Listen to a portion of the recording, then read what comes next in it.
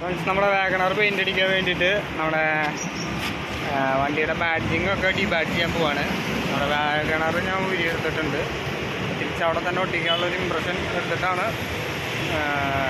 Remove ചെയ്തെടുത്തിട്ടുള്ളത്. Right സൈഡിലെ Maruti Suzuki ഞാൻ just കാണിച്ചു തരാം എങ്ങനെയാണ് നമുക്ക് തിരിച്ചതേ സ്പോട്ടിൽ ഒട്ടിക്കാനുള്ളൊരു മെഷർമെൻറ്റ് എടുക്കാൻ പറ്റുക എന്നുള്ളത് ഞാൻ കാണിച്ചു തരാം. എന്നിട്ട് ആ രീതിയിലാണ് നമുക്ക് തിരിച്ചത് ഒട്ടിക്കേണ്ടത്. ഏരിയ നന്നായിട്ട് ആദ്യം തന്നെ ക്ലീൻ ചെയ്യുക. അതിനുശേഷം നമ്മുടെ മാസ്കിൻ ടേപ്പ് എടുത്തിട്ട് ഇവിടുന്ന് ഇങ്ങനെ ഒരു ലെയർ ഇത്തിരി നീക്കി കിട്ടിയിട്ടൊരു പീസ് അടിക്കുക. അതേപോലെ മുകളിലും ഒരു ലെയർ അടിക്കുക. എന്നിട്ട് ഇവിടെ ക്ലോസ് ചെയ്യുക, ഇവിടെയും ക്ലോസ് ചെയ്യുക. അങ്ങനെ ഒരു 2-3 ലെയർ അടിയിലേക്കും മുകളിലേക്കും ഒരു 2-3 ലെയർ അടിക്കുക. ഇവിടേക്കും ഒരു 2 ലെയർ അടിക്കുക, ഇവിടേക്കും 2 ലെയർ അടിക്കുക. അപ്പോൾ ഏകദേശം ഈ സൈഡ് മൊത്തം അങ്ങനെ ഒരു പാക്കിങ് കിട്ടും.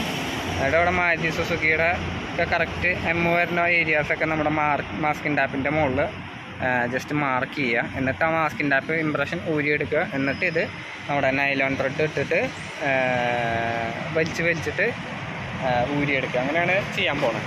ഓക്കെ ഫ്രണ്ട്സ്, അപ്പോൾ നമ്മുടെ ഇംപ്രഷൻ സെറ്റ് ചെയ്ത് വെച്ചിട്ടുണ്ട്. നമുക്കിവിടെ എമ്മിൻ്റെ ലൈനിൻ്റെ ഏരിയയിലും എയുടെ ഈ ഷേപ്പും ഒക്കെ നമുക്ക് ജസ്റ്റ് ഒന്ന് മാർക്ക് ചെയ്ത് കൊടുക്കാം. എന്നിട്ട് ഇംപ്രഷൻ ഊരിയെടുക്കാം. ഓക്കെ, ഞാൻ ഇവിടെ മാർക്ക് ചെയ്തിട്ടുണ്ട്. ടി വരുന്ന പൊസിഷൻ, ടിയുടെ ഈ പൊസിഷൻ, യുവിൻ്റെ പൊസിഷൻ,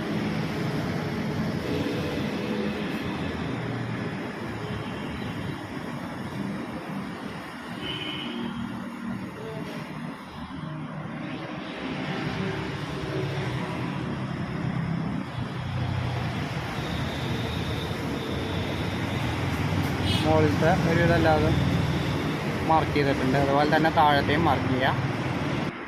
അടിപൊളിയായിട്ട് ഇംപ്രഷൻ എടുത്തിട്ടുണ്ട്. ഇനി നമുക്ക് ഈ പേപ്പർ അടർത്തിയെടുക്കാം. എന്നിട്ട് നമ്മുടെ മാരുതി സുസുക്കിയുടെ ലോഗോ ഡിസ്മാൻറ്റിൽ ചെയ്യാം. ഓക്കെ ഫ്രണ്ട്സ്, അപ്പോൾ നമ്മുടെ ബാഡ്ജിങ് ചെയ്ത് പൊളിച്ചിട്ടുണ്ട്.